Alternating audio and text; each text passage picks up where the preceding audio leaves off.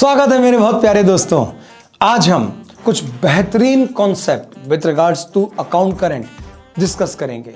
Actually ये वो technical issues है जहां पर बच्चों से सबसे ज़्यादा गलती होती है और अगर इसको आपने टेक केयर कर लिया तो ख़त्म, फिर अकाउंट करंट में कभी भी आपको कोई दिक्कत नहीं आएगी।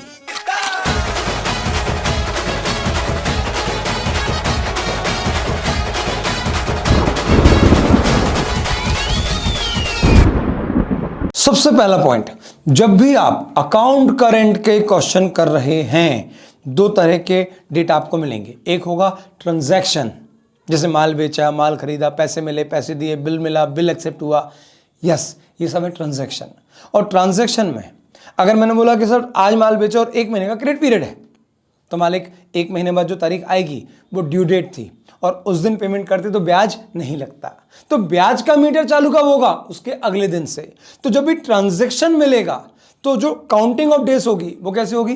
जो ट्रांजैक्शन की ड्यू डेट लिखी उसके अगले दिन से। जैसे अगर ड्यू डेट आई है 12 जुलाई तो काउंटिंग स्टार्ट होगी 13 जुलाई से। अगर ड्यू डेट आई है 18 सितंबर तो काउंटिंग चालू होगी 19 सितंबर से। लेकिन लेकिन लेकिन लेकिन लेकिन सुनो बहुत ध्यान से, अगर अकाउंट करंट के क्वेश्चन में आपको कोई ओपनिंग बैलेंस मिले, जैसे मुन्ना भाई की बुक्स में सर्किट का खाता और सर्किट का ओपनिंग बैलेंस 10,000 है, तो ये जो ओपनिंग बैलेंस है ये ऑलरेडी पिछले सेटलमेंट का बचा हुआ अवशेष है जो उस दिन पे नहीं हुआ था। तो आज अगर वो ओपनिंग बैलेंस आया है और आज अगर उसका आज भी पेमेंट कर दिया जाए तो भी 1 दिन का ब्याज तो बनता है, क्योंकि ये पैसा जो आपको आज मिल रहा है वो आपको आज नहीं 1 दिन पहले मिल जाना चाहिए था। तो अगर ओपनिंग बैलेंस है तो counting of number of days में, अगर ओपनिंग बैलेंस है तो counting of number of days में जो ड्यू डेट में तारीख लिखी होगी उस तारीख को भी शामिल करना है, क्योंकि ये ट्रांजैक्शन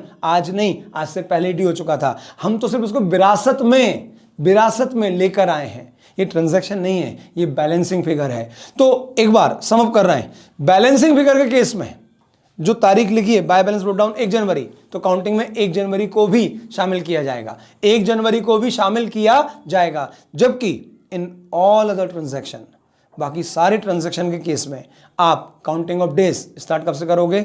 ड्यू डेट के अगले दिन से। तो अगर 18 जुलाई आपकी ड्यू डेट है तो काउंटिंग चालू होगी आपकी 19 जुलाई से। अगर 30 सितंबर आपकी ड्यू डेट है तो 1 अक्टूबर से काउंटिंग शुरू होगी। लेकिन अगर 1 जनवरी को ओपनिंग बैलेंस आया तो काउंटिंग में 1 जनवरी को भी लिया जाएगा। ये पहला पॉइंट जो अच्छे से आपको याद रखना है। फिर से बोल रहे हैं, ओपनिंग बैलेंस में काउंटिंग ऑफ डेज में उस तारीख को भी लिया जाएगा जिस तारीख को ओपनिंग बैलेंस आया है, जबकि बाकी सारे ट्रांजैक्शन में जब ड्यू डेट आएगी तो काउंटिंग ऑफ डेज अगले दिन से शुरू होगा। Point number 2, in case of cash transaction, although हम कर चुके हैं, पिछले बेसिक क्वेश्चन में डिस्कस हो चुका है, तो जल्दी से, कैश ट्रांजैक्शन में कभी भी ड्यू डेट और ट्रांजैक्शन डेट अलग नहीं हो सकती, इसलिए ट्रांजैक्शन डेट और ड्यू डेट हमेशा सेम होगी। ठीक है सरकार। तीसरा पॉइंट, अगर आपको क्वेश्चन में कोई बिल्स ऑफ एक्सचेंज मिले, जो यहां पर ढेर मिलेंगे, तो बिल्स ऑफ एक्सचेंज में आप जो ड्यू डेट निकालेंगे तो ध्यान रखिएगा जो एवरेज डेट में याद किया था, ये तारीख जिस दिन बिल लिखा गया, प्लस ड्यूरेशन, डेज में तो डेज वाले कॉलम में ऐड करना है और मंथ में तो मंथ वाले में ऐड करना है, प्लस 3 दिन ग्रेस के, ये मत भूल जाना, प्लस 3 दिन ग्रेस के। लेकिन कब? जब बिल्स ऑफ एक्सचेंज है तब, 3 दिन ग्रेस के ऐड करना है। लेकिन अगर ये ऑर्डिनरी सेल इनवॉइस है, जैसे पिछले लेक्चर में हमने लिखा था 4 तारीख को माल बेचा, 1 जनवरी ड्यू डेट, 10 तारीख को माल बेचा, 1 फरवरी ड्यू डेट, तो वहां पर 3 दिन ग्रेस का नहीं जोड़ना है, क्योंकि वो नॉर्मल इनवॉइस है। 3 दिन ग्रेस के तब जोड़ेंगे जब आपके पास जो इंस्ट्रूमेंट है वो निगोशिएबल इंस्ट्रूमेंट है, यानी बिल्स ऑफ एक्सचेंज है या प्रोमिसरी नोट है, तो 3 दिन ग्रेस के जोड़ना है। और अगर ये नहीं है तो सिंपल जो ड्यूरेशन वो जोड़ दी और तारीख आ गई, वही आपकी ड्यू डेट है। सरकार, सबसे इंपॉर्टेंट पॉइंट अकाउंट करंट का विजुलाइज करना है। मेरे खाते सेटल हो रहे थे 1 फरवरी को अपने पिछले एग्जाम्पल में। हाँ सरकार, हमारे उस क्वेश्चन में जितने ट्रांजैक्शन लिखे थे, एक बार मैं आपको दिखाता हूं, हमारे क्वेश्चन में जितने ट्रांजैक्शन लिखे थे, ध्यान से देखिए, सेटलमेंट डेट क्या है? 1 फरवरी, तो सारे ट्रांजैक्शन या तो 1 फरवरी या उसके पहले ड्यू हो गए। ड्यू डेट कॉलम 1 अक्टूबर, 1 नवंबर, 1 दिसंबर, 1 जनवरी, 1 फरवरी, 1 फरवरी। 1 अक्टूबर, 1 दिसंबर, 1 जनवरी, 1 जनवरी, कोई भी ट्रांजैक्शन ऐसा नहीं था जिसकी ड्यू डेट हमारे इस सेटलमेंट डेट के आगे आ रही हो। लेकिन अब अगर आपके सामने किसी क्वेश्चन में ऐसे ट्रांजैक्शन आ जाएं जिसकी सेटलमेंट डेट, लेकिन अगर आपके क्वेश्चन में ऐसे ट्रांजैक्शन आ जाएं जिनकी ड्यू डेट हमारे टोटल ट्रांजैक्शन के सेटलमेंट डेट के भी बाद आ रही है, जैसे यहां पर क्या थी सेटलमेंट डेट 1 फरवरी, अब मैं बोल दूं कि यहां पे ये माल उधार बेचा था 9 जनवरी को और इसका ड्यू हो रहा है अमाउंट 1 मार्च को। माल कब बेचा है? 9 जनवरी को। ब्याज के लिए ये काम की डेट ही नहीं है। ड्यू डेट जो है वो मान लो अगर 1 फरवरी को जाए 1 मार्च होती, तो चूंकि अकाउंट में ट्रांजैक्शन तो रिकॉर्ड हो गया on the date of transaction, लेकिन इसके बदले में जो पैसा मिलना है वो कब मिलना था? मान लो 1 मार्च को मिलना था। लेकिन बिकॉज ऑफ दैट कि ये ट्रांजैक्शन मेरा रिकॉर्ड हो गया है खाते में, तो आज खाते का बैलेंस चेंज हो गया है और खाते का जब बैलेंस चेंज हो गया है तो सेटलमेंट नेट अमाउंट पे होगा। नेट अमाउंट कितना है इस क्वेश्चन में? 190, 4.97 तो ब्याज था, तो 190 के अंदर ये भी तो शामिल है, यानी आपने सेटलमेंट में इसे शामिल कर लिया, जबकि इसके बदले में पैसा जो आपको मिलना था वो तो मार्च में मिलना था। सम अप कर रहा हूं, ऐसे ट्रांजैक्शन जिनकी due date is after the settlement date of all this transaction, तो ऐसे ट्रांजैक्शन को टेक्निकली रेड इंक ट्रांजैक्शन कहा जाएगा। फिर से सुनिएगा, ड्यू डेट वाले कॉलम में ऐसी कोई तारीख लिखी है जो इसके भी बाद आ रही है, तो जिस ट्रांजैक्शन की ड्यू डेट ओवरऑल ट्रांजैक्शन के सेटलमेंट डेट के बाद गिर रही है, ऐसे ट्रांजैक्शन को टेक्निकली रेड इंक ट्रांजैक्शन कहा जाएगा। अब टेक्निकल बात क्या है वो समझना, क्योंकि ट्रांजैक्शन डेट पर मैंने ट्रांजैक्शन लिख दिया और इसके इंपैक्ट ये हुआ कि नेट बैलेंस चेंज हो गया, यानी अब जो पैसा दिया जाएगा या लिया जाएगा वो इस नेट अमाउंट का लिया जाएगा। क्यों? क्योंकि आपने एंट्री पास कर दी है। बिकॉज ऑफ दिस एंट्री आज आपकी रिसीवेबल बढ़ गए, जबकि इसके बदले में आपको जो पैसा मिलना था वो 1 फरवरी को नहीं बाद में मिलना था, यानी वो पैसा जो आपको खातों के अनुसार बाद में मिलना था वो भी आज इस सेटलमेंट की आंधी में बह के आज ही सेटल हो रहा है। तो आपका डेटर क्या बोलेगा कि मालिक देखो मैं इसका भी पेमेंट आज ही कर रहा हूं, इसको भी सेटलमेंट में आज ले रहा हूं, जबकि इसका पैसा तो मुझे आपको बहुत बाद में देना था। तो अब इस केस में मैं आपको इस ट्रांजैक्शन के लिए ब्याज दूंगा नहीं, बल्कि आपसे ब्याज लूंगा, क्योंकि यह पैसा टेक्निकली आपको मिलना था बाद में, लेकिन मैं आज ही सेटलमेंट में इसको भी सेटल किए दे रहा हूं। सिमिलरली अगर कोई क्रेडिट ट्रांजैक्शन है और क्रेडिट ट्रांजैक्शन की ड्यू डेट यहां पर 1 फरवरी के बाद होती, क्रेडिट मतलब पेबल, तो उसका ब्याज भी पेबल। अब क्रेडिट ट्रांजैक्शन है, यहां पर जो ड्यू डेट थी मान लो वो 1 अप्रैल है, जिसका मतलब इस ट्रांजैक्शन का पेमेंट 1 अप्रैल करना था, लेकिन चूंकि मैं उसको रिकॉर्ड तो आज ही कर चुका हूं जिस दिन ट्रांजैक्शन हुआ, तो सेटलमेंट में नेट बैलेंस निकालते समय ये ट्रांजैक्शन भी ऑटोमेटिकली कवर हो गया, जबकि इसके बदले में मुझे पैसा आज नहीं देना था, पैसा देना था 1 अप्रैल को, जबकि वो भी आज ही सेटल हो रहा है। तो मैं ऐसा बोल सकता हूं मालिक कि देखो ये जो सारे ट्रांजैक्शन है ये आज सेटल होना है, लेकिन ये ट्रांजैक्शन की ड्यू डेट तो बाद में आ रही है, लेकिन चलो ठीक है मैं इसको भी सेटल कर देता हूं। अब लेकिन जब मैं इसको सेटल करूंगा तो मैं ऐसा तो गिनाऊंगा, क्या बोलूंगा कि देखो इसका पैसा मुझे आज 1 फरवरी को नहीं देना था, 1 अप्रैल को देना था, लेकिन अगर मैं आज इसको भी शामिल कर रहा हूं तो आपको इस ट्रांजैक्शन का पैसा भी आज ही मिल रहा है, जबकि मिलना आपको कब था? 1 अप्रैल को। तो क्रेडिट के ट्रांजैक्शन में ब्याज चुकाया जाता है, लेकिन अगर वो रेडिंग ट्रांजैक्शन है, रेडिंग ट्रांजैक्शन मतलब जिनकी ड्यू डेट सेटलमेंट डेट के बाद आ रही है, तो ऐसे केस में जहां पर ड्यू डेट बाद में आ रही है और वो सेटल आज ही हो रहा है, तो इसमें ब्याज का बिहेवियर उल्टा हो जाएगा, यानी डेबिट का मतलब होता है रिसीवेबल, लेकिन अगर डेबिट में कोई रेडिंग है तो उस पर ब्याज पेबल हो जाएगा। क्रेडिट मतलब पेबल होता है तो उसका जो ब्याज है वो पेबल होता है, लेकिन अगर क्रेडिट में रेडिंग लिखा है तो वो ब्याज पेबल के बजाय रिसीवेबल हो जाएगा। अब इसको लिखने के आपके पास 2 तरीके हैं, एक आप नंबर ऑफ डेज नेगेटिव में लिख दो, एक ऑप्शन कि आप नंबर ऑफ डेज का जो कॉलम है वो नेगेटिव में लिख दो, तो प्रोडक्ट भी आएगा नेगेटिव। तो जब प्रोडक्ट नेगेटिव आएगा तो वो उस साइड के टोटल को रिड्यूस कर देगा। क्रेडिट का नेगेटिव मतलब क्या? डेबिट लिख दो, या क्रेडिट का जो टोटल आ रहा है उसको अपने आप कम कर देगा। तो 2 ऑप्शन है, एक आप नंबर ऑफ डेज नेगेटिव में लिखें, इससे प्रोडक्ट उस ट्रांजैक्शन का नेगेटिव में आएगा और उससे उस साइड का जो टोटल प्रोडक्ट है उसका बैलेंस कम हो जाएगा, एक ऑप्शन।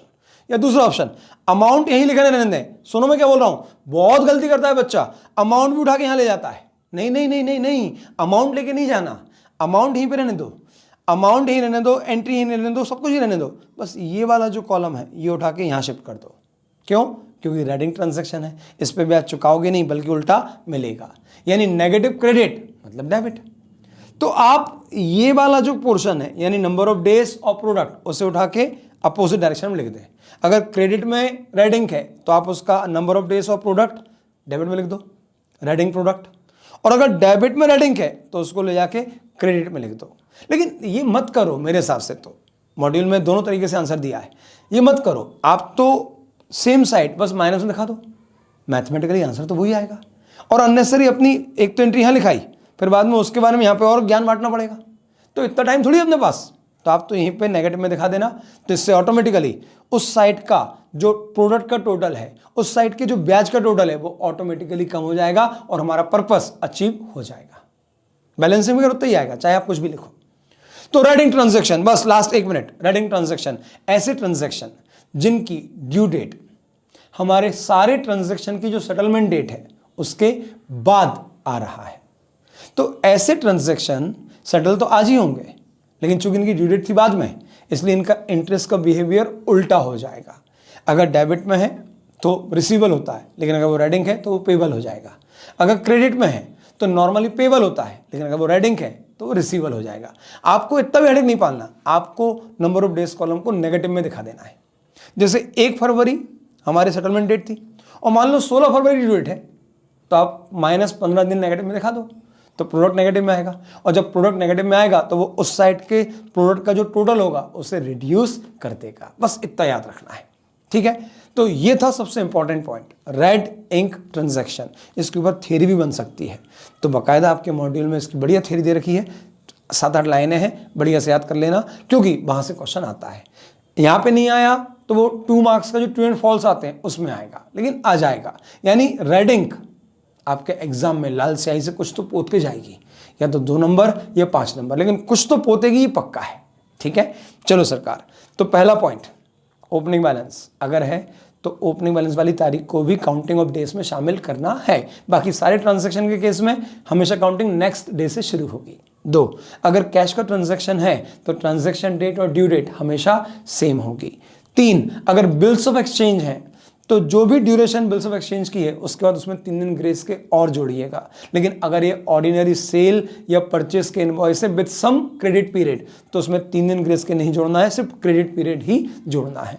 चौथा पॉइंट, रेडिंग ट्रांजैक्शन, अगर किसी ट्रांजैक्शन की ड्यू डेट सारे ट्रांजैक्शन की जो सेटलमेंट डेट हमने ऊपर लिखी है उसके भी बाद आ रही है तो ऐसे ट्रांजैक्शन को आप रेडिंग ट्रांजैक्शन कहेंगे। और इसमें जो डेज और प्रोडक्ट लिखने का तरीका है वो 2 ऑप्शन आपके पास है। एक, आप नंबर ऑफ डेज नेगेटिव लिख दो तो प्रोडक्ट का टोटल उसी साइड में नेगेटिव में आएगा, या अमाउंट तो जो लिखा है वो लिखा रहने दो, बस उसका प्रोडक्ट और उसके number of days opposite side में लिख दो। यानी डेबिट का ट्रांजैक्शन है तो उसके नंबर ऑफ डेज, फिर से बोल रहा हूं, डेबिट का ट्रांजैक्शन है तो उसका अमाउंट तो डेबिट में लिखा जाएगा, हाँ, लेकिन उसके number of days and product credit में लिखा जाएगा।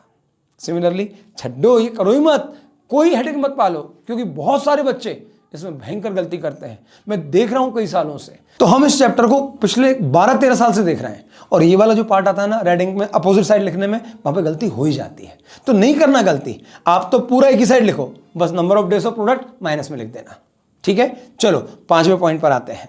5वां पॉइंट भी आपके अकाउंट करंट का भयंकर इंपॉर्टेंट पॉइंट है, और वो है रिटर्न। अब रिटर्न का मतलब क्या हुआ, आराम से समझना।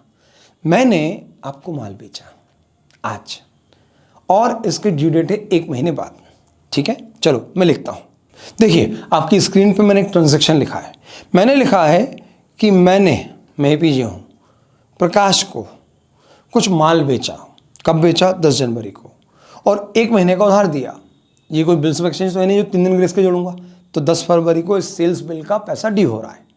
लेकिन प्रकाश ने क्या बोला कि सर मुझे ये माल पसंद नहीं आया, मुझे ये माल पसंद नहीं आया, और प्रकाश ने ये माल मुझे 20 जनवरी को वापस कर दिया। तो जब प्रकाश ये माल वापस करेगा तो मेरी बुक्स में एंट्री क्या होगी? सर जो एंट्री अभी की थी उसका उल्टा होगा। तो एंट्री क्या हुई थी? पहले एंट्री हुई थी Prakash account debit to sale, तो जब रिटर्न करेगा तो एंट्री क्या हो जाएगी? Sales return account debit to Prakash account credit, और प्रकाश के पर्सनल अकाउंट में मैं क्रेडिट लिख दूंगा। लिखता हूं, लिख दिया, हाँ सरकार। तारीख बोलो सर, तारीख है मान लो 20 जनवरी। अब 20 जनवरी को प्रकाश ने माल वापस कर दिया। बहुत ध्यान सुनना, प्रकाश ने माल 20 जनवरी को वापस कर दिया। ये माल उसने खरीदा कब था? 10 जनवरी को। इसके बदले में पैसे कब चुकाने थे? 10 फरवरी को। अब चूंकि माल बेचते समय तो मैं क्रेडिट पीरियड देता हूं, लेकिन रिटर्न में थोड़ा कोई क्रेडिट पीरियड होता है, तो मैंने गलती से क्या लिखा? 20 जनवरी। अब मैंने तो बोला कि यार प्रकाश को माल बेचा, प्रकाश ने पूरा माल वापस कर दिया, ट्रांजैक्शन खत्म। तो अब सरकार 31 मार्च को प्रकाश मेरे सामने प्रकट हुआ और बोला चलो सर ब्याज निकालो। मैंने कहा है तुझे काय का ब्याज चाहिए मेरे से? हैं तुझे काय का ब्याज? बता काय का ब्याज चाहिए तुझे? तू मेरा डेटर है, मैं तुझसे ब्याज मांगूंगा कि तू मुझसे ब्याज मांगेगा? बोले चलो अकाउंट करंट खोलते हैं। मैंने कहा हाँ खोलते हैं। मैंने लिखा ट्रांजैक्शन, ये ट्रांजैक्शन डेट, ड्यू डेट और अमाउंट। अब यहां से नंबर ऑफ डेज खेला, तो 10 फरवरी से 31 मार्च में कितने दिन हुए? तो सरकार फरवरी था 29 का, तो 29 माइनस 10, 19 दिन फरवरी के और मार्च के 31, यानी 50 दिन। अब प्रकाश ने बोला बताओ मैंने कब वापस करा? तो मैंने बोला यार तूने 20 जनवरी को वापस करा। तो माल वापस करने में तो कोई ड्यू डेट होती नहीं है कि कोई क्रेडिट पीरियड देते हैं माल वापस करने में, कि आज माल वापस करा क्रेडिट पीरियड 1 महीना, ऐसा कुछ तो होता नहीं है। तो जिस दिन माल वापस करा उस दिन उसका ड्यू डेट आ गया। 20 जनवरी से 31 जनवरी में, जनवरी के आते हैं 11 दिन, फरवरी के आते हैं 29 डेज और मार्च के आते हैं 31 डेज। तो यहाँ पे आ रहा है सरकार 71 डेज। बहुत ध्यान से सुनना, बहुत टेक्निकल है। जब मैंने लिखा सेल और यहाँ पे लिखा सेल रिटर्न, तो ये ट्रांजैक्शन आपस में सेटल हो गया। लेकिन चूंकि सेल्स रिटर्न की ड्यू डेट मैंने डेट ऑफ रिटर्न लिखी, जबकि सेल की ड्यू डेट मैंने क्रेडिट पीरियड जोड़ने के बाद लिखी, तो आज डेबिट के नंबर ऑफ डेज आ रहे हैं 50 और क्रेडिट के नंबर ऑफ डेज आ रहे हैं 71। तो सरकार क्रेडिट के नंबर ऑफ डेज ज़्यादा हैं तो प्रोडक्ट ज़्यादा, ब्याज ज़्यादा होगा।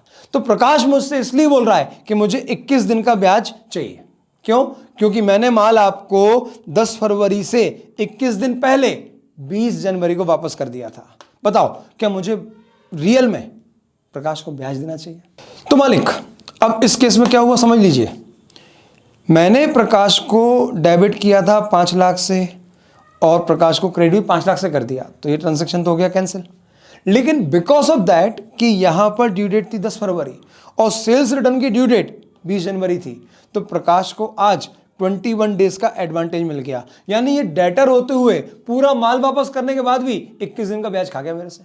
मतलब इसने तो ये धंधा कर लिया, माल खरीदता है 1 महीने का उधार लेता है और पहले ही माल वापस करके बोलता है लाओ ब्याज निकालो। हाय तो गलत हो गया ना। इसको मैंने माल बेचा है और ये भाई मुझे माल वापस करके ब्याज मांग रहा है। गलत हो रहा है, एब्सोल्युटली गलत हो रहा है सरकार।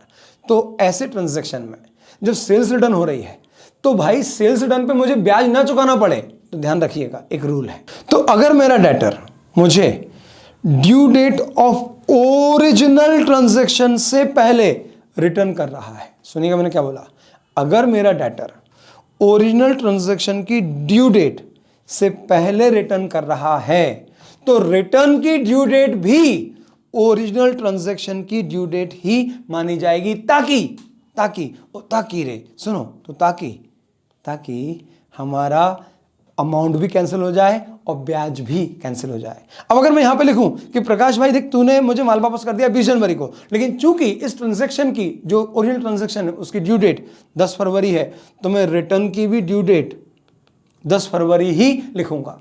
तो मालिक मैं इस केस में अब क्या करूंगा कि जब रिटर्न की डेट ओरिजिनल ट्रांजैक्शन की ड्यू डेट से पहले है, जैसे यहां पर ओरिजिनल ट्रांजैक्शन की ड्यू डेट 10 फरवरी और रिटर्न हो रहा है 20 जनवरी को, तो मैं रिटर्न की भी ड्यू डेट ओरिजिनल ट्रांजैक्शन की ड्यू डेट मानूंगा। अब ऐसा करूंगा तो क्या हुआ सोचो, डेबिट का अमाउंट क्रेडिट के अमाउंट से नॉक ऑफ हो गया और अब क्रेडिट में भी नंबर ऑफ डेज कितने आए 50, तो यहाँ पे जो प्रोडक्ट आएगा और यहाँ पे जो प्रोडक्ट आएगा वो भी सेम आएगा, तो पेबल रिसीवेबल कैंसिल हो जाएगा।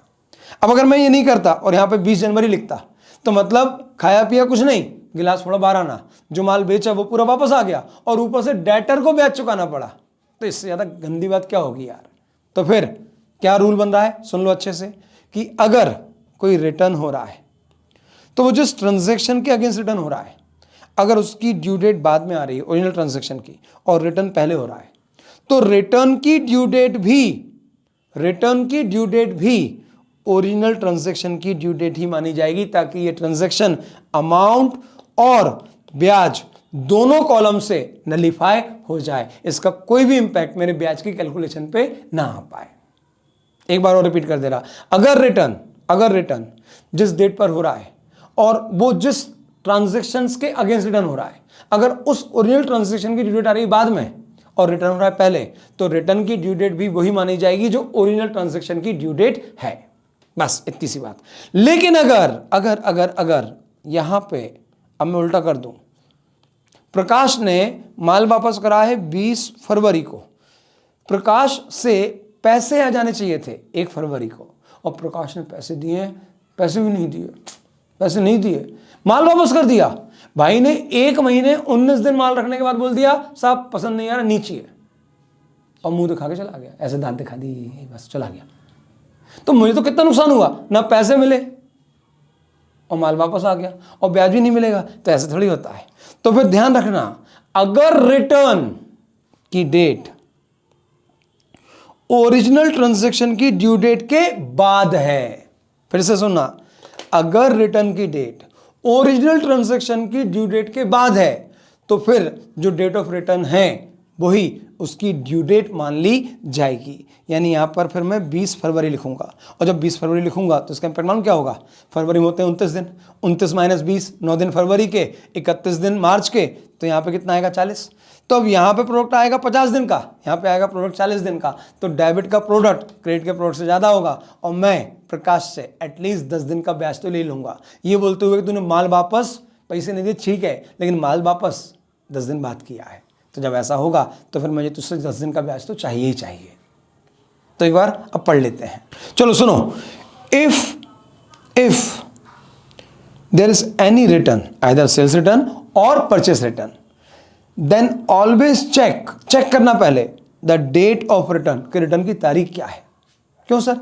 अरे पढ़ते हैं, if the date of return is before the due date of original transaction, जिसके अगेंस्ट रिटर्न किया जा रहा है, then due date of return will also the due date of original transaction. लेकिन अगर if the date of return is after due date of original transaction, तो फिर उस केस में जो तारीख रिटर्न की होगी वही उसकी ट्रांजैक्शन डेट और वही उसकी ड्यू डेट मानी जाएगी। और लास्ट, अगर क्वेश्चन ये ना बताए कि ये रिटर्न किस लॉट में से हुआ है, जैसे मैंने आपको 3 बार माल बेचा और मेरे पास आपसे माल वापस आया, तो अब मैं क्या मानूं कौन से लॉट में से माल वापस आया है? तो सरकार हमेशा मानना है कि जो सबसे लेटेस्ट माल बेचा था उस लॉट में से माल वापस आया है। लॉट 1, लॉट 2, लॉट 3, जनवरी, फरवरी, मार्च, और माल आया है मान लो अप्रैल में वापस, तो हमेशा मानना है कि जो मार्च महीने में माल बिका उसमें से माल वापस आया है।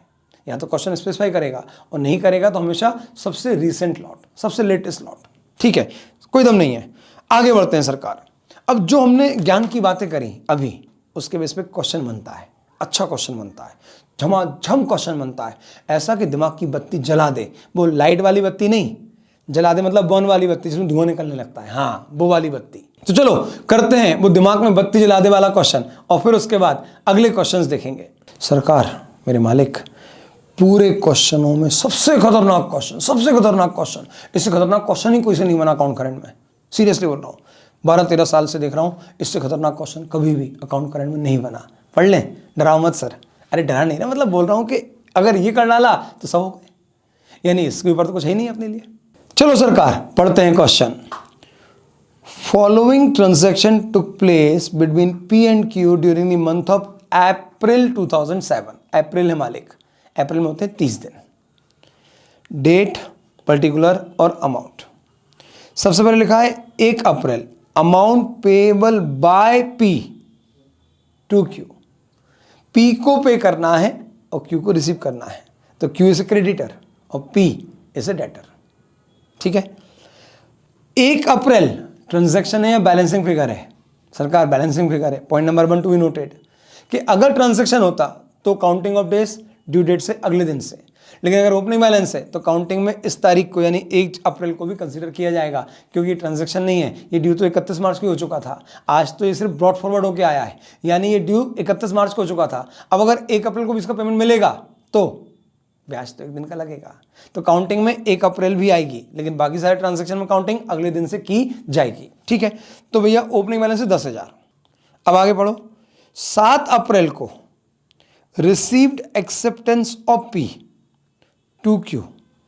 पी ने एक्सेप्टेंस दी है, यानी पी के लिए बिल्स पेबल है, और ये एक्सेप्टेंस है 2 महीने की। तो मालिक जरा जोड़ो, 7 अप्रैल को बिल मिला 2 महीने का, तो मंथ में जोड़ो, अप्रैल में 2 महीने जोड़ो, 6 हो जाएगा।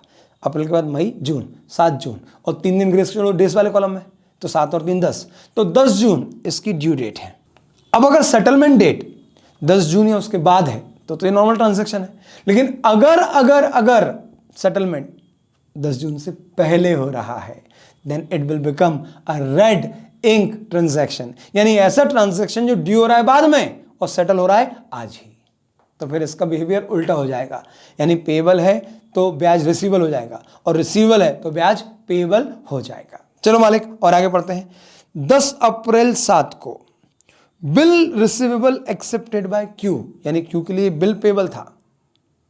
ऑन 7th of Feb, फरवरी में, is honoured on this due date. 7 फरवरी को क्यू ने एक बिल एक्सेप्ट किया था और आज 10 अप्रैल को वो ऑनर हो गया। एंट्री क्या होगी सोचो जरा। एंट्री होगी कि जो बिल था वो चला जाएगा और गांधी जी आ जाएंगे। इस पूरी एंट्री में पर्सनल अकाउंट कहीं अफेक्ट हो रहे हैं? पी का या क्यू का पर्सनल अकाउंट अफेक्ट हो रहा है क्या? एंट्री सोचो। जिसके पास ये बिल था वो एंट्री करेगा cash account debit to BR, जिसने बिल एक्सेप्ट किया था वो एंट्री करेगा bills payable debit to cash. कहीं पे पी और क्यू के पर्सनल नाम आए? तो आंसर है नहीं, तो ये ट्रांजैक्शन अकाउंट करंट में आएगा ही नहीं। हाँ, लेकिन अगर यही बिल डिसऑनर हो जाता तो फिर एंट्री आती, क्योंकि डिसऑनर होने पर हम उस पार्टी को वापस से डेबिट कर देते हैं जिसने बिल एक्सेप्ट किया था। लेकिन अगर बिल ऑनर हो गया तो जो 2 खाते प्रभावित हुए, तो फिर जो बिल ऑनर हुआ उसमें जो 2 खाते प्रभावित हुए वो होंगे कैश और बिल अकाउंट। तो आप नीचे नोट में लिखेंगे इस ट्रांजैक्शन के जो 2 खाते अफेक्ट हो रहे हैं वो है बिल्स रिसीवेबल और कैश अकाउंट। इसका कोई भी प्रभाव personal account of the parties में नहीं आया, इसलिए इसे अकाउंट करेंट में कंसीडर नहीं किया जाएगा। हाँ, अगर ये डिसऑनर हो जाता तो बाकायदा इसकी एंट्री करते हैं। ये बहुत इंपॉर्टेंट पॉइंट है।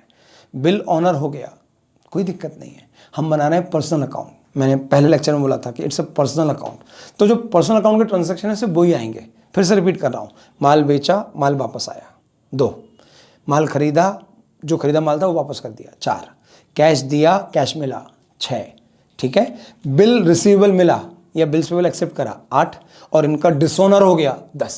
बस 10 बहाने करके ले गई दिल, बस। तो 10 ट्रांजैक्शन, 11वां भी नहीं होगा, ठीक है। बिल रिसीवेबल ऑनर हो गया, नहीं आएगा। अब इससे ज्यादा नहीं पका सकता मैं आपको, ठीक है। चलो, 10th of April को पी ने माल बेचा क्यू को, बहुत अच्छी बात है। तो सरकार, मजेदार बात यह है कि ये भी 10 मई को ड्यू हो रहा है।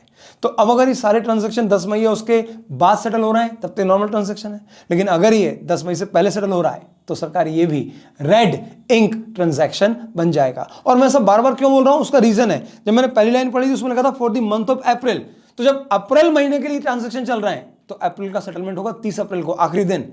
तो उस केस में ये ट्रांजैक्शन एज वेल एज ये दोनों ट्रांजैक्शन रेड इंक ट्रांजैक्शन बन जाएंगे, ठीक है सरकार। चलो आगे देखते हैं। 12 अप्रैल को पी को क्यू से एक चेक मिला, अरे वाह, बैंक अकाउंट डेबिट। लेकिन क्यू बदमाश था, उसने उसमें 12 तारीख की डेट नहीं डाली, बल्कि उसने तारीख डाल दी है 15 मई, यानी हाथ को आया मुंह को नहीं लगाया। कहावत है कि सब है मेरे पास और फिर भी प्यासा हूं। तो मालिक यहां चेक तो आ गया, लेकिन बैंक में कब जाएगा? 15 मई को। अब झक मार के मुझे एंट्री करना पड़ेगी आज, लेकिन पैसा मिलेगा 15 मई को। तो ये भी रेडिंग ट्रांजैक्शन कहलाएगा। और खाते का नाम क्या होगा? ना तो आप कैश ले सकते ना बैंक ले सकते, आप लिखोगे cheque in hand account debit, cheque in hand account debit to Q account credit. चलो सरकार और आगे बढ़ते हैं। पी ने माल खरीदा, परचेज टू क्यू, खरीदा कब है? 15 अप्रैल को, कोई दिक्कत नहीं। लेकिन सरकार ड्यू डेट क्या है? 15 मई, यानी ये भी 30 अप्रैल के बाद, यानी ये भी रेडिंग ट्रांजैक्शन। सरकार इस क्वेश्चन में कुल मिला के 8 ट्रांजैक्शन है और उसमें से 6 रेडिंग है, इसलिए ये क्वेश्चन सबसे भयानक है, क्योंकि इतने रेडिंग नहीं होते। एक आध रेडिंग को समझ में आता है, 8 में से 6 ट्रांजैक्शन रेडिंग निकले, ऐसा थोड़ी होता है, ऐसा थोड़ी होता है ना दीदी। हाँ चलो और पढ़ते हैं। On 20th April P return goods sold by Q on 15 अप्रैल, 15 अप्रैल को ये वाला माल बेचा था, यानी इसमें से ये माल वापस आ गया। कब आ गया? 20 अप्रैल को। अच्छा बताओ, ध्यान सुनना, 15 अप्रैल को जो माल बेचा था उसकी ड्यू डेट क्या थी? 15 मई, लेकिन वापस कब हो रहा है? अप्रैल मई।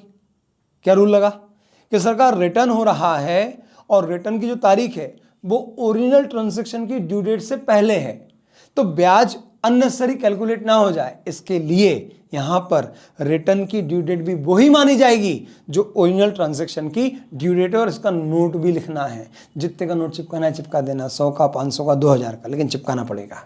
ठीक, क्या लिखोगे कि चूंकि रिटर्न ओरिजिनल ट्रांजैक्शन की ड्यू डेट के पहले हो रहा है तो इस रिटर्न में ब्याज का इंपैक्ट ना आए, इसलिए हमने रिटर्न की ड्यू डेट वही मानी है जो ओरिजिनल ट्रांजैक्शन की ड्यू डेट है।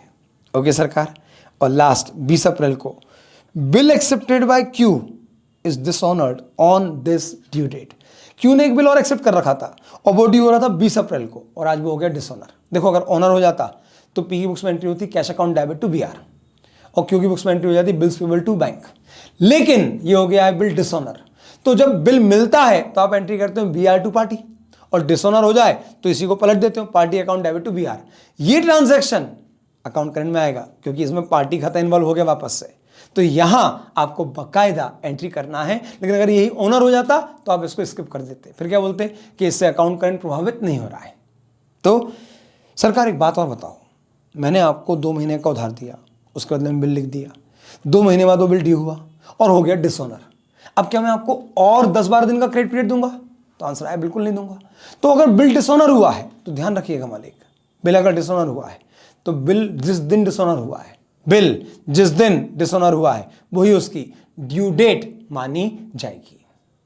चलो मालिक आगे बढ़ते हैं। Prepare the Q's account. Q's account in the books of P, तो पी की बुक्स में क्यू का खाता बनाना है, तो हेडिंग क्या बनेगी? Q in account current with P.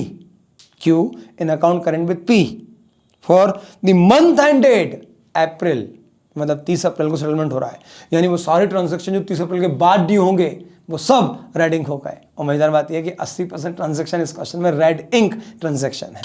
तो चलो सरकार, हमने पूरा क्वेश्चन डिस्कस कर लिया, अब मैं जल्दी जल्दी इसकी एंट्री लिख देता हूं और फिर इंटरेस्ट कैलकुलेशन खेलेंगे। चलिए मालिक, मैंने सारे ट्रांजैक्शन खाते में लिख दिए, देख लो एक बार। पहला ट्रांजैक्शन था लायबिलिटी का, बाय बैलेंस ब्रोट डाउन, और लिखा ट्रांजैक्शन डेट, और ड्यू डेट में मैंने लिख दिया लेस देन 1 अप्रैल। तो इससे इंडिकेट हो रहा है कि ये ट्रांजैक्शन लिखा भले ही आज है, ये बैलेंसिंग फिगर है, ड्यू तो पहले ही हो चुका है, तो काउंटिंग में मैं इस तारीख को भी लूंगा। फिर मैंने सबसे पहले ट्रांजैक्शन किया ये वाला 7 अप्रैल को, और इसमें करा क्या? पी ने एक बिल एक्सेप्ट किया है और खाते पी बना रहा है, तो पी के लिए बिल्स पेबल था, तो एंट्री करेगा Q account debit to bills payable. Q account debit to bills payable 7 अप्रैल, 2 महीने 3 दिन जोड़े 10 जून। फिर उसके बाद अगले ट्रांजैक्शन में क्या था? ये वाला पॉइंट, बस ये मुझे आपको लिखवाना था, इसलिए मैं आपके साथ मुखातिब हुआ हूँ वापस से। तो चलो लिखते हैं, क्या है ये पॉइंट कि सरकार इस दिन एक बिल था वो ऑनर हो गया, तो क्या लिखेंगे हम? Bills receivable honoured is recorded in cash and bills account. That is, it is not affecting personal account. Therefore, it will not be considered in account current statement. हाँ जी मालिक। अब इसके अलावा बाकी सारी चीज़ें ठीक है। एक ये वाला पॉइंट और देख लो, 15 अप्रैल को परचेस किया था, ड्यू डेट थी 15 मई, लेकिन मैंने परचेस रिटर्न उससे भी पहले 20 अप्रैल को कर दिया। हमने लिखा था, डिस्कस किया था कि अगर रिटर्न की डेट ओरिजिनल ट्रांजैक्शन की ड्यू डेट के पहले आ रही है तो रिटर्न की ड्यू डेट भी ओरिजिनल ट्रांजैक्शन की ही ड्यू डेट मानी जाएगी। चलो मालिक, ये भी हो गया। अब क्वेश्चन हमको बोला तो है नहीं कि कौन सी मेथड लगाना है, प्रोडक्ट या टेबल। तो सरकार अगर क्वेश्चन कुछ ना बोले तो हमेशा प्रोडक्ट, तो प्रोडक्ट के लिए चाहिए ये और चाहिए नंबर ऑफ डेज। तो चलो नंबर ऑफ डेज खेलते हैं। सबसे इंपॉर्टेंट इसमें नंबर ऑफ डेज खेलनी है क्योंकि ज़्यादातर ट्रांजैक्शन रेड इंक है। पहला ट्रांजैक्शन 1 अप्रैल, मालिक 1 अप्रैल भी काउंटिंग में आएगी, तो पूरा के पूरा अप्रैल कितने दिन? 30 दिन। एक ये ट्रांजैक्शन है 20 अप्रैल, 20 अप्रैल से 30 अप्रैल 10 दिन, और बाकी जितने ट्रांजैक्शन हैं उन सब की ड्यू डेट सेटलमेंट डेट के बाद है, तो सब नेगेटिव नंबर ऑफ डेज आएंगे। रेड इंक ट्रांजैक्शन है इसलिए मैं इसको रेड इंक से लिख रहा हूं, आपको अलाउड नहीं है, नहीं तो तुम भी एग्जाम में लिख दो रेडिंग से, बोले रेडिंग ट्रांजैक्शन, तो वो फिर रेडिंग ट्रांजैक्शन में जो आपने रेडिंग यूज करी है उससे वो लिखेगा unethical means of attempting paper, तो वो भी लिख देगा unethical means of attending paper और भगा देगा 3 साल के लिए। तो भैया black ball pen and that's it, और कुछ नहीं, सिर्फ पेंसिल और ब्लैक बॉल पेन, नीला पेन भी अलाउड नहीं है, ध्यान रखिएगा। हाँ सही, चलो अब काउंटिंग करते हैं। 30 अप्रैल के बाद ये ट्रांजैक्शन 15 मई को ड्यू हो रहा है, यानी ये 15 दिनों के बाद ड्यू हो रहा है, तो -15। सरकार ये भी 15 मई है तो -15, और मालिक ये भी -15, ठीक है। 10 मई -10, और 10 जून, तो मई के 31 और जून के 10 -41 लिखा गया। हाँ बस सिंपल क्वेश्चन था, आप तो जबरदस्ती माहौल बना रहे थे। अच्छा अगर माहौल नहीं बनाता तो आप इसको सिंसियरली सुनते क्या? फिर मुझे पता था, अब उसको इतना माहौल बना दिया तो बोले चलो शेर हो जाएगा, शेर हो जाएगा, और शेर आया ही नहीं। चलो मालिक देखते हैं, 10,000 इंटू 30 कितना मालिक? 3 lakh. 7,500 into 15 negative 1,12,500। 6,000 into 15 90,000 negative. 5,000 into 41 2,05,000 negative. 15,000 into 10 1.5 lakh negative. 10 अप्रैल को पीस सोल्ड गुड्स 15,000 रुपये। 10 अप्रैल को पीस सोल्ड गुड्स 15,000 रुपये। चलो तो जल्दी से कैलकुलेशन करते हैं। मालिक डेबिट का प्रोडक्ट 2,05,000 नेगेटिव, 1,50,000 नेगेटिव, 15,000 नेगेटिव और 50,000 पॉजिटिव, यानी 3,20,000 नेगेटिव। मैं यहाँ लिख देता हूँ। चलो मालिक अब जरा क्रेडिट का प्रोडक्ट देखते हैं। 3 लाख माइनस 1,12,500 माइनस 90,000, ये है 97,500, लेकिन पॉजिटिव। डेबिट में है 3,20,000 लेकिन नेगेटिव, और इधर क्रेडिट में 97,500 है लेकिन पॉजिटिव। तो बड़ा कौन? स्वाभाविक है, अगर क्रेडिट में 0 लिखा होता तो भी वो बड़ा होता, क्योंकि डेबिट तो -320 है। तो गैप कितना? तो -320 से पॉजिटिव 97 का गैप कितना होगा? 320 से 0 आने में 320, और फिर 0 से 97,500 जाने में और आगे जुड़ेगा, तो 97,500 प्लस 320 यानी 4,17,500 का गैप है। मालिक क्रेडिट का प्रोडक्ट आज डेबिट से 4,17,500 ज्यादा है, तो क्या लिखेंगे? Surplus of credit product over debit product. और ये एंट्री होगी कहां पे? सिर्फ प्रोडक्ट वाले कॉलम में, क्योंकि एंट्री नहीं है, इंफॉर्मेशन है। कोई टू और बाय सर नहीं आएगा, तो 4,17,500 ये आ गया आपका surplus of credit product over debit. और सरकार अगर क्रेडिट ज्यादा डेबिट कम तो ब्याज चुकाना पड़ेगा, और अगर मैं ब्याज चुकाऊंगा तो ब्याज मेरा खर्चा है। ब्याज अगर मेरा खर्चा है तो एंट्री होगी ब्याज account debit to party account credit. तो मुझे क्यू अकाउंट को क्रेडिट देना पड़ेगा, और एंट्री करूंगा मैं interest account debit to Q account credit. तो क्यू अकाउंट के क्रेडिट में बाय इंटरेस्ट अकाउंट। प्रोडक्ट में आप अमाउंट और डेज ऑलरेडी मल्टीप्लाई कर चुके हैं, तो ब्याज निकालने में सिर्फ 2 चीज बची हैं, रेट बटे 365। तो यहां पर ले लें 4,17,500 into rate of interest 18% divided by 365।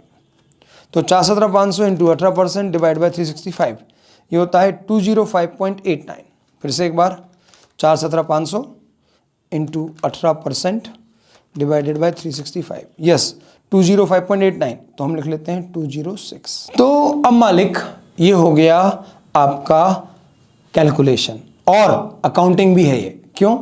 क्योंकि आप एंट्री लिख रहे हैं interest account debit to Q account credit, तो बाकायदा इसका डेट में भी आएगा इफेक्ट। हाँ डेट क्या है? 30 अप्रैल, और ये आज ही ड्यू हो रहा है, तो सर इसकी ड्यू डेट भी 30 अप्रैल है। तो मालिक सब कुछ हो गया, अब कुछ नहीं करना, बस बैलेंसिंग में निकालना है और पे कर देना है या रिसीव कर लेना है। अगर डेबिट ज़्यादा तो आपको पैसा मिलेगा, क्रेडिट ज़्यादा तो आपको पैसा देना पड़ेगा। चलो मालिक जल्दी से कैलकुलेटर चलाते हैं।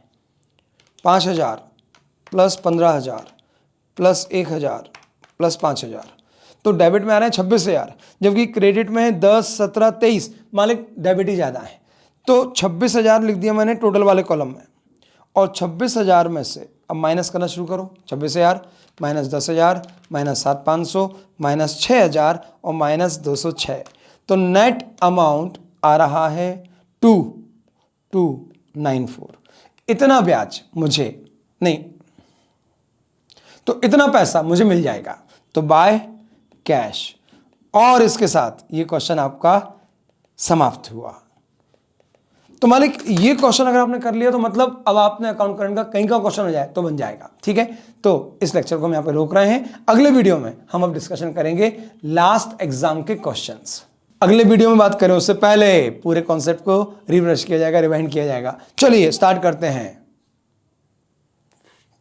पहला पॉइंट, अगर ओपनिंग बैलेंस है तो काउंटिंग में ओपनिंग बैलेंस की तारीख को भी कंसीडर किया जाएगा, जबकि बाकी सारे ट्रांजैक्शन में जो भी ड्यू डेट आएगी उसके अगले दिन से ही काउंटिंग शुरू होगी। दूसरा पॉइंट, अगर बिल्स ऑफ एक्सचेंज है तो 3 दिन का ग्रेस जोड़ना है, लेकिन अगर नॉर्मल सेल्स या परचेस के इनवॉइस हैं तो कोई 3 दिन ग्रेस के नहीं जोड़ना है। अगर किसी ट्रांजेक्शन का due date settlement date of all transaction के बाद गिर रहा है तो वो आपका रेडिंग ट्रांजेक्शन है और उसमें नंबर ऑफ डेज नेगेटिव आएंगे और उसका प्रोडक्ट भी नेगेटिव आएगा। चौथे नंबर पे हमने बात की थी कि अगर कैश की बात करें तो कैश का ट्रांजैक्शन डेट और ड्यू डेट हमेशा सेम होगा। पांचवा, रिटर्न अगर ओरिजिनल ट्रांजैक्शन जिसके अगेंस्ट रिटर्न किया जा रहा है उसके ड्यू डेट से पहले हो रहा है तो उस केस में जो ओरिजिनल ट्रांजैक्शन की ड्यू डेट है वही इस रिटर्न की ड्यू डेट मानी जाएगी। लेकिन अगर रिटर्न ओरिजिनल ट्रांजैक्शन की ड्यू डेट के भी बाद रिटर्न हो रहा है तो फिर उस केस में जो डेट ऑफ रिटर्न है वही आपके ट्रांजैक्शन की ड्यू डेट मानी जाएगी। बाकी इस पॉइंट में और इस क्वेश्चन में इसके अलावा कुछ नहीं बचता है। बस इतने पॉइंट अगर आपने याद कर लिए तो दैट्स इट। एक लास्ट कॉन्सेप्ट बचती है इपॉक मेथड, तो वो हम अगले वीडियो में डिस्कस करेंगे और एग्जाम के जो क्वेश्चन है वो डिस्कस करेंगे। Till then bye bye, love you, take care.